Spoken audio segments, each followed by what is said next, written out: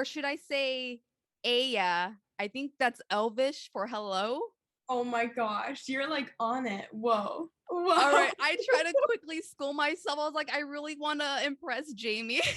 I'm so impressed right now. I was not expecting that. That is I actually, to be honest, I've never like conversed in it before. So like I don't know the pronunciations. Don't at me on that, but that is very impressive. How's the weather like in Antigua?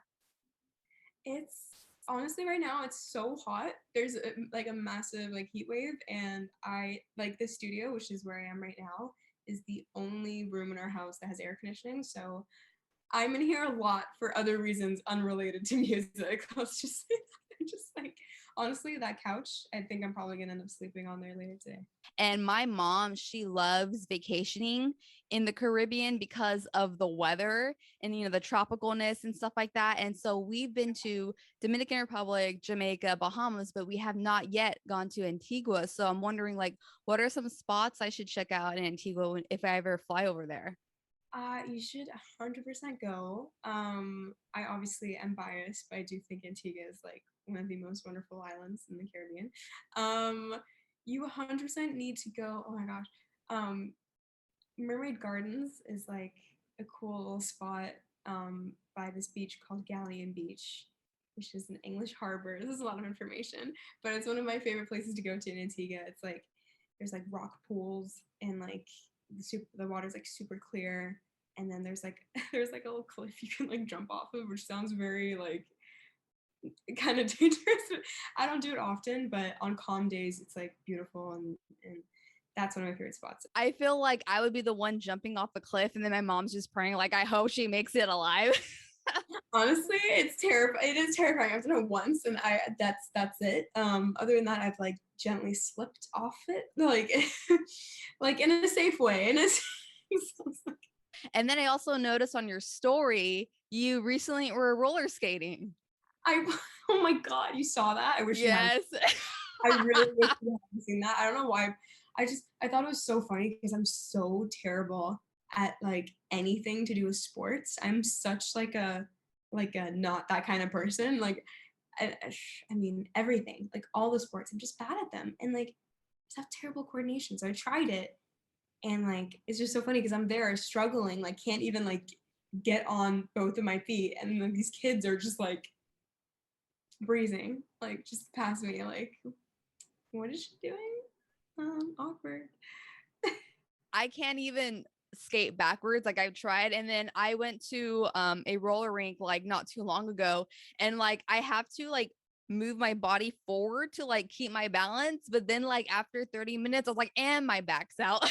That's the thing, is like you have to literally hunch forward, and that's not a very comfortable position to be in. Like my back was hurting so much afterwards. I was like, I don't And then I also got a compliment because, now you're rocking these bangs because for a while you had like the, side part. So I'm like, what was the change? Like what prompted you to do this new hairstyle? oh, thank you. I honestly, it was like the day before my birthday. I was at the hairdresser. Insanely impulsive decision. I think I don't know. I feel like everyone's gotta like cut bangs at some point in their life. Like I think it just it just happens at some point, whether it's like when you're a kid or I don't know. I just never had them before, and I'd always been curious. So I was like, why not? Let's just do it. You know? No, it's a good look on you. I've tried doing bangs because like I feel like bangs like they come in and out of style. So it's like everyone has bangs and it's like, okay, maybe I should do the bangs. And then I do it. I'm like, oh, it does not look good as when I was like in first grade. It's so funny because when you're a kid, it's just like those hairstyles just look cute, and then when you're older, it's like, ah, does it work? Does it not? I don't know. Right. Honestly, I don't know how to style them. Like only now, I like, do I understand how to style them? When I first got them, I think I looked really weird, but now it's like, okay, it's happening.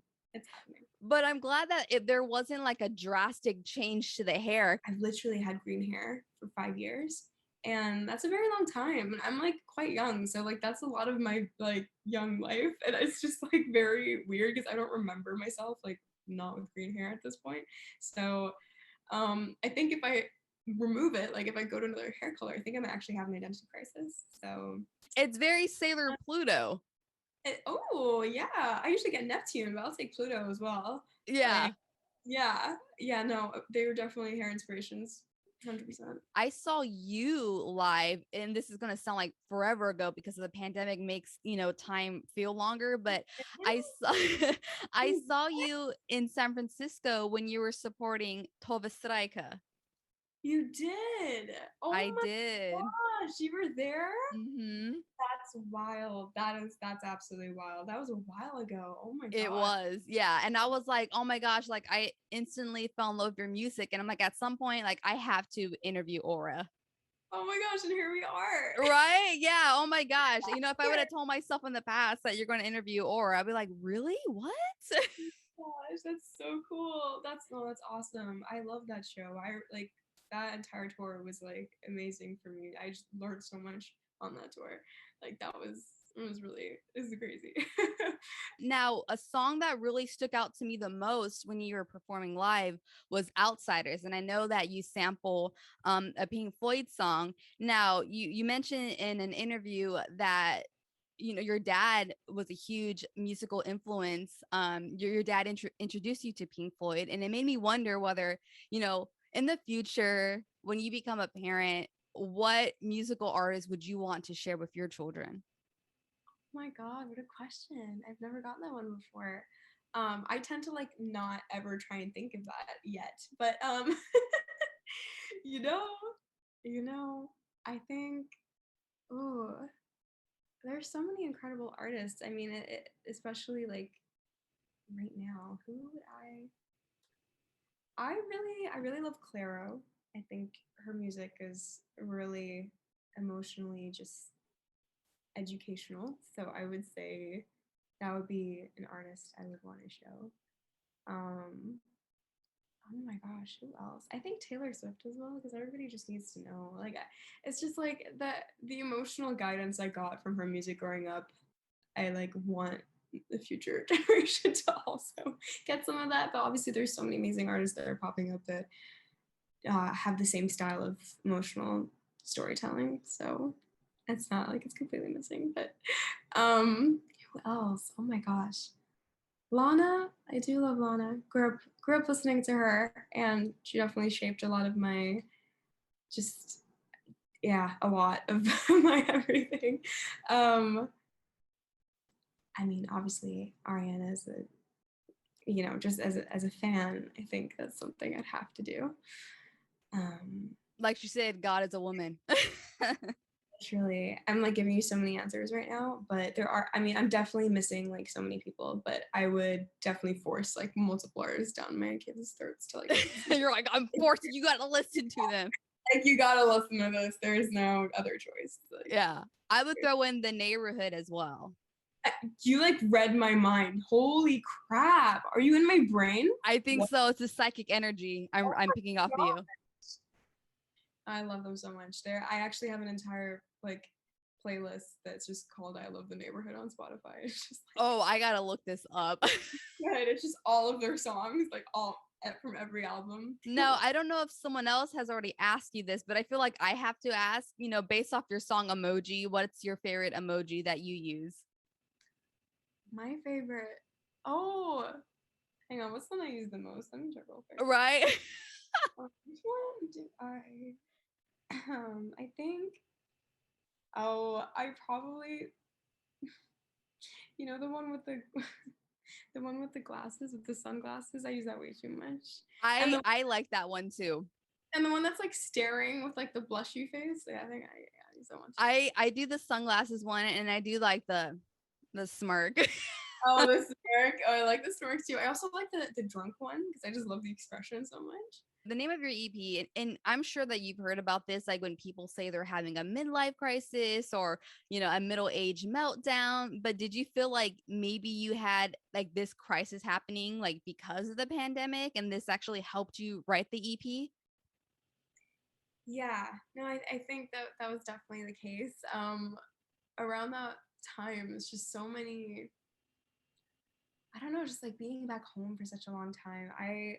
The nature of this whole profession, like you really just never settle anywhere, and just being forced to settle in one spot for like a year was crazy for me. Like I so many things came up that I just had conveniently ignored for like the entire time. And it's just like, yeah, there was so much to deal with, so many emotions were getting uncovered, like so much was happening in my personal life that it just really felt like what I needed to make at the time to get through it. And I mean, a lot of the songs were written during that time. A lot of the songs were also written like before, and they just like fit into that perfectly. But yeah, I also wrote it because I knew that people were, you know, gonna be feeling this way, like also especially more around this whole time. So I thought it was a cool thing to just like give. And it was a perfect timing too, although like despite the circumstances. But you're talking about the songwriting process and how, you know, these things kind of happened before during COVID, and also like, you know, personally what you were going through. And I know that with this EP there's like a roller coaster ranging from different emotions and topics, and you've openly discussed about mental health, anxiety, and your relationships. But what was really interesting is that you say sometimes when you write songs, they don't necessarily are like really about you. Sometimes you write, you know, fictional. And I'm curious as to when you're writing a song, like when do you decide like, okay, this is going to be about a fictional character, or this is going to be about me, and kind of picking and choosing which emotions to like fill that void in?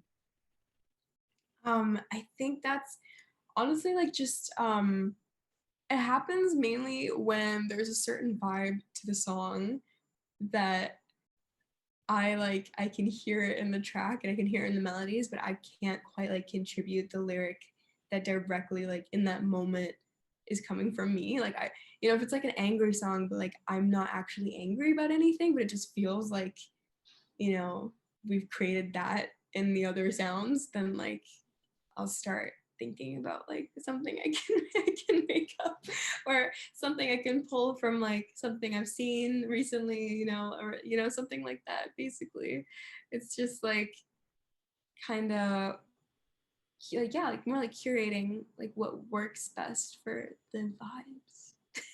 Now, do you like feel that you have to also put your emotions to check, whether like making sure maybe one doesn't overconsume you? Um, I don't know. Like I definitely oh gosh, I definitely write about certain emotions more than others, like 100%. So I think that just naturally happens. Yeah. No worries. I feel like, you know, if you, all you want to write is like some sad dark pop songs, you know, just go for it. Yeah. You know what's funny? I saw a post on Facebook and it made me like freaking laugh. It was a picture of the band The Cure, and it says, if you don't know who this band is, congratulations, because you don't have depression. Oh my gosh. Yeah, that's pretty. I think that could be filled in with so many different artists. Mhm. Nowadays, I feel like that's. I honestly, the majority of music I listen to is sad or melancholic or like just. So yeah. Since we've been like shut down for that 1 year in 2020, and we're like, okay, what do? We can't go out, we have to stay in. And then most of us were like binging shows on Netflix, and I was, you know, one of those people. And your song Panic Room popped up, and I'm like turning it up and I'm singing along. I was like, oh my gosh, yes. And it made me think. I was like, you know, because I know you're a huge fan of anime, I was wondering like where else would you like to like see and hear your music, whether it's a show or an anime? Oh my gosh. Well, I would absolutely like I would die if my song was in an anime. Like I think that's one of my like bucket list like dream things. I think like career wise, I would love that. Just to be involved in an anime in some kind of way would be amazing. But yeah, musically, like yeah, I would freak out. I would freak out. Do you have a specific anime in mind, or maybe a Studio Ghibli movie? Oh my god. Well, I mean I mean, that's probably close to impossible, but obviously if I could just like pick, if I could just like not, you know, think of the boundaries for a second, obviously like Studio Ghibli would be a dream. Like that is my I literally have like a Kodama for Princess Mononoke like tattooed on my arm. And you Depends. did a music video, Dead Girl, which is animated. And I'm wondering, is that going to be a new direction for you where we may see a little bit more animation in your videos? I mean, I would love to do more of that in the future. I think I definitely want to like explore different styles as well. But that one was super cool to do. Like it's definitely more of like kind of a video game vibe than anything else. And that's really cool too because I love that whole world as well. So, Uh, what are your plans now that you released your EP? Like, are you thinking of maybe when things are safe and better that you're going to go on tour? I I would love to. I'm like dying to. So yes, I hope. I mean, we're probably looking more like next year for that, Okay. but I definitely would love to do something somewhere. So hopefully we could do that. That'd be really cool. All right. Oh, Awesome. I'm going to be looking forward to that. I'll make sure to continue like checking out your Instagram story and see yeah. if you ever go back roller skating again. Oh my gosh. I do need to I do need to try again at some point. So, I'm going to say this Okay. Danke schön, which is, I think, German for thank you. That was great. Dankeschön. Danke schön. Okay. Auch vielen Dank. Oh, is that you're welcome? Oh, it's also like, yeah, vielen Dank is like like many thanks. Like Oh, right? gotcha. Yeah, I was like thinking like, okay, I'm gonna open up with Elvish and then conclude with German. Epic. It's that is so epic. I congratulate you on your genius. That was Oh, thank you. Now I know something else besides Nana na Balloons. wait, what? Wait, what did you just say? Hang on. Do you know that song by Nana 99 Red Balloons? Oh yeah, yeah, I do. Okay, so every One time I listen to it in German, she's like na na na Balloons. yeah, yeah. Now I know what you're talking Yeah, about. you're like, wait, what? Hang Yeah, on. I was like, that was the only German I knew. Oh my god, no, that's great. I get it now. I get it now. Oh my gosh. Well, if you ever need more German, let me know. Awesome. Okay, if I ever also go to Germany, I was like, who's gonna my quick German tutor? No worries at all. This was great.